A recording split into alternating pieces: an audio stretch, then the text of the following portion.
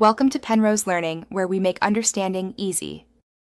You start by verifying supplies and powering the device. Expired strips give wrong numbers, so check dates. Once done, wash and dry your hands. This reduces contamination and false lows. Next, install the battery and set date/time so readings timestamp correctly. Load a test strip until the meter signals readiness. Prepare the lancing device and select 1/2 or 1 depth, choosing fingertip versus alt. Now focus on obtaining a clean sample. Prime the lancet and choose an outer fingertip for steady capillary flow. Puncture with a quick prick. Squeeze gently from the base toward the tip until a round drop forms. Bring the strip to the drop. Do not smear blood across the strip. Instead, let the strip wick it in to ensure accurate chemistry.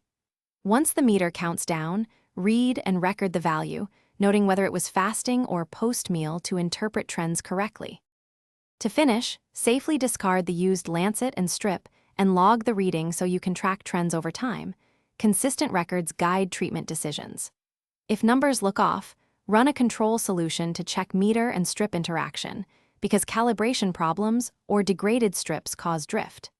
Make sure strips are sealed and room temperature. Once you replace the battery or strip packaging and still see errors, contact support or your clinician. They can help rule out device faults or technique issues quickly.